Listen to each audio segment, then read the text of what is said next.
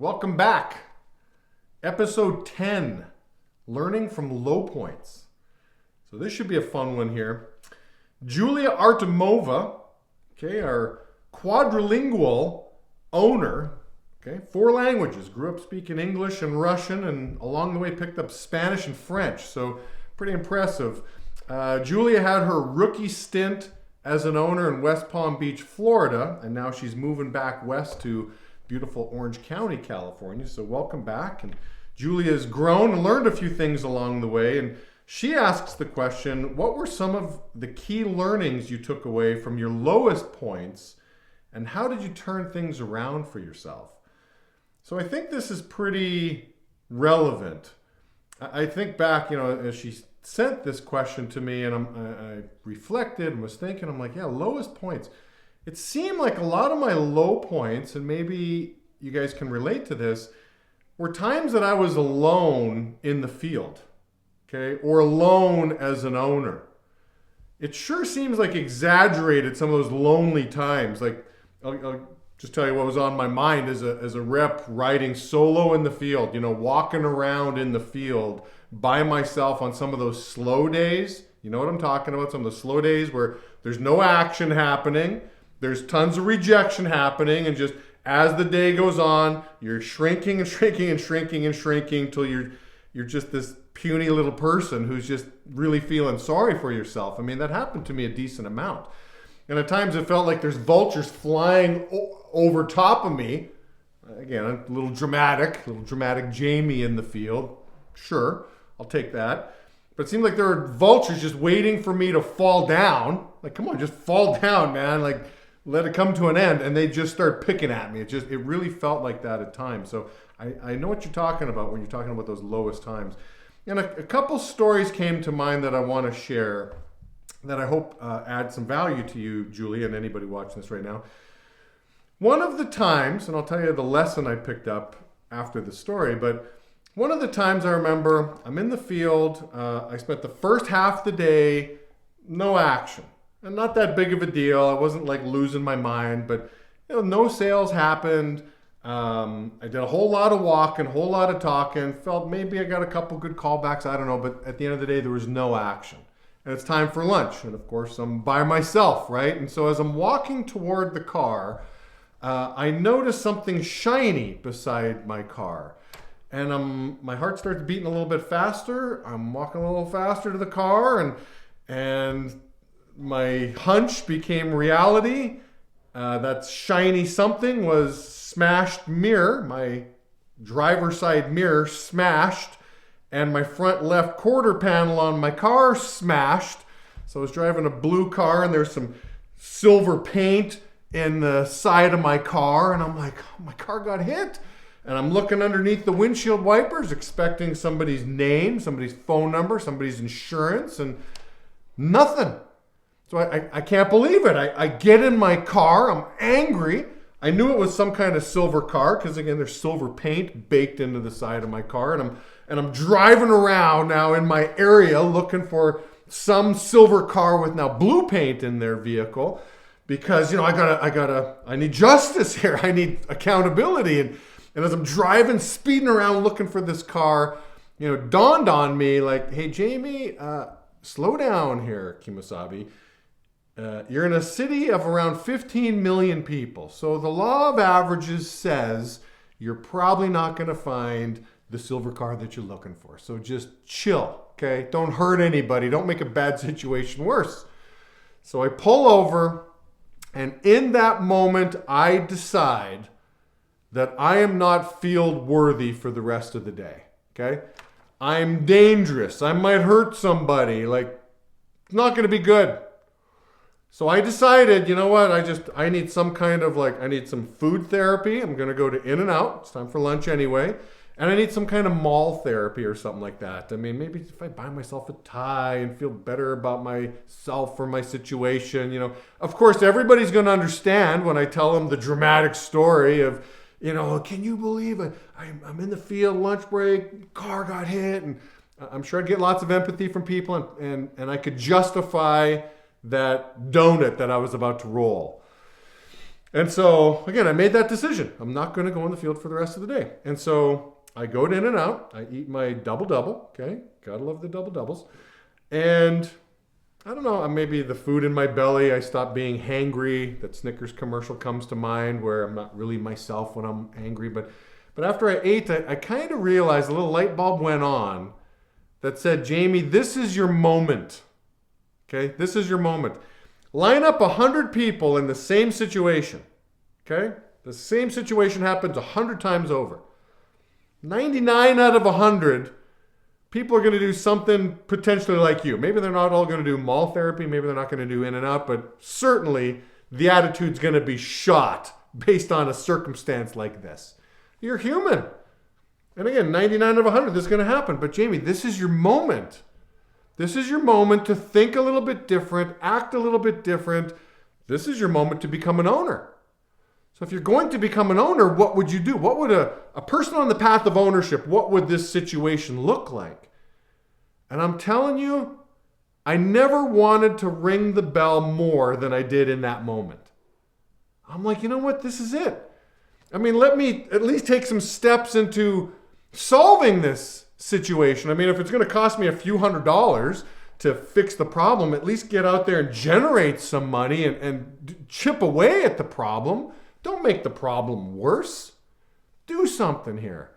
And so I had to watch myself because now going to the field, I had commission breath because I really wanted to make sales. I'm like, Jamie, follow the system. Can you just, like, what does it take? And I really had to just focus on simplicity of the 5 steps, the 8 steps, and just get out there, work it to a T, and make it happen.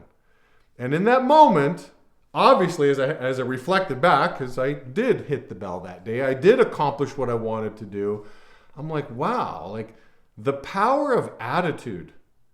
I mean, that is the power of attitude. Think about this. All things being equal, people would rather work with people that they like. Okay? All things not being equal, people would still rather work with people that they like. And people like people with positive attitudes. And I think a lot of times we underestimate the power of just a great attitude. I love this book. Anybody that knows me knows I'm a big John Maxwell fan. If you're watching these videos, I talk about him a lot. This book is titled Sometimes You Win, Sometimes You Learn. It's written for kids. It's John Maxwell's wisdom. I think the guy's written around 80 books. And so it's just loaded with good John Maxwell wisdom in a Dr. Seuss rhyming sort of way. So it's not sometimes you win and sometimes you learn. It's sometimes you win, sometimes... Did I just say sometimes you... Sometimes you win, sometimes you lose. It's not sometimes you win, sometimes you lose. It's sometimes you win, sometimes you learn. And so there's a nice little saying, you only lose if you lose the lesson. As long as you're not losing the lesson, you're not losing. Now, you might not be winning, I get it, but you're learning. So sometimes you're winning, sometimes you're learning. Great book, but I'm telling you, Julia, in that low moment, and it was a quick thing. It wasn't like this took months to this was a quick moment where a decision needed to be made, and I'm telling you, the right decision was made, and I learned a huge, valuable lesson on just the value of a positive attitude, regardless of the circumstance. Now, again, situations like that arise where we have to step up to the challenge. What does that do to us? What does that do to your psyche? I'm telling you, it builds crazy confidence. Your confidence rises because you did something that you know most people couldn't have done. And you'll grow and your confidence will grow. So that kind of bleeds to a second story just around confidence. And this was as a rookie owner. I have proof, and I thought I'd bring it to the table. I'm not going to go too deep. I don't know if you guys can see this, but I have a magazine proving that I was at one point in time, I have no idea if that's zoomed in properly, that I was the worst owner in the company. I mean, I zoomed into my name, and my name was on the bottom of that list. Okay? There was no owner in the company with poorer results than me. Okay? I have that. It's out of print now. You can't get your hands on that. I also have proof. Okay, magazine got a little nicer, a little glossier, like, oh, who's this guy number one? Who's this guy strutting around number one? They even put my beautiful face on the cover of this magazine. Oh, interview with Jamie Hepp here. So I've been at the worst and I've been at the best. And what's funny is when you're at the top, the phone rings. Okay? It didn't take long until I realized, I'm like, hey, a lot of people are calling now. And they're all asking, hey, what are you doing differently that's taking you, from last place to first place? And I was really fishing for a good answer. Like I wanted to say something like, oh, when I was in last place, I was lazy. I didn't work hard. No, that's not true. I've been, when I was at the lowest and I'm at the highest, I woke up at the same time. Okay, so it's not the work ethic. I was still clocking crazy hours when I sucked and crazy hours when I worked hard. So it's not the work ethic piece. All right, so is it, what else can it be? Oh, your schedule. Something's changing your schedule, Jamie. You're more effective. It's your planning. No, I'm doing the exact same system I did when I sucked and when I'm doing really well. Okay, so I'm like, what is it? Because again, the phone's ringing. People want to know. And I thought about it because again, I'm going to have to give this answer over and over. And I realized that the answer was the difference between Jamie and last, Jamie and first was confidence. It's interesting. I started hearing, so again, I didn't do well as a rookie owner. I don't know many offices doing worse than how I did my first year in the business. Never had double-digit headcount, okay, if that says anything. And so I felt like as I was hiring people, they're really doing me a favor by coming into my business. Like, oh, thank you for joining my company. And I'm looking for people that didn't have a whole lot of options. Oh, this guy's from USC. Oh, you got lots of options. Why would you want to come work with me? I don't have much to offer. What happened with time, it was really just time needed to go by. I had several ex-reps, okay, that reached out to me and thanked me for the time that I spent with them and they found value in the experience. And I'm like, what? You found value? But you didn't stick around for the long haul. You didn't get to experience like the big picture objective that I was hoping you'd have. And they're like, no, but I learned a lot. I became an entrepreneur through your culture. I've never had a boss like you before. I've never seen somebody work as hard as you before. I've never had anybody challenge me to set weekly goals the way you did. And I started realizing that, you know what? People are kind of lucky to come work in this culture. So it sort of flipped. It was unintentional. This wasn't part of the plan. But just in reflecting, I'm like, I went from just kind of a low confidence owner to a high confidence owner before the results came. Like, hey, you know what? I'm really adding value to people here. I looked at it like John Wooden. The Wizard of Westwood. What percent of his students, his basketball players at UCLA would go on to become professional basketball players? I don't know. What is it? 3%? At best, 5% of his players would go on to go pro. What would the rest of them do? You're spending 4 years with these kids until they go off into the real world. That means most of them are going to have nothing to do with basketball when it's all said and done. But people would say things like, I learned more about marriage from John Wooden than I even learned about basketball from John Wooden. I'm like, the guy just added value to his players. Whether they were going to be pro or they were going to be a doctor at the end of it, he just wanted to really help people grow. And that empowered me to just, Jamie, do your best to add value. You're doing people some good. What kind of value are you bringing to the table? I kind of drive myself a little crazy with that. And I'm telling you, I just started, sticking my chest out a little bit, had a little more confidence, had a little more swag, a little more humble swag would be the best way to put it. That, yes, I am lucky to have these recruits, but man, there's reciprocity going on here. They're also gaining a lot. I'm hoping they're getting more out of this than I'm getting out of this. But the difference was confidence. So in those low moments, okay, that's a really good chance for you to ask yourself, what are you doing to protect your confidence? I'm a real big believer in looking for the little wins.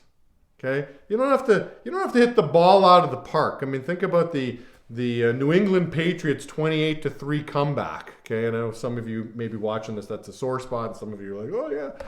But it's not like, okay, guys, we're going to come back and win this game. Man, that offense, Tom Brady and the offense, like, guys, let's just, on the next drive, let's just get a score. Let's get a field goal. So you take in little bites. You don't have to go for the big dubs. You don't have to hit a big home run. Just look for those little things. Those little things gain confidence. And it's interesting. Little win, little win, little win. Next thing you know, it's momentum. Momentum is the great exaggerator.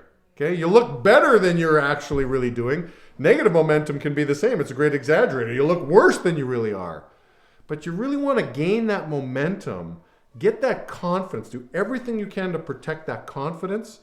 And again, to the first point, the power of a positive attitude goes a long way. Don't underestimate the power of your attitude. So that's what I have for you here today, Julia. Hope you guys found value in this. Take care.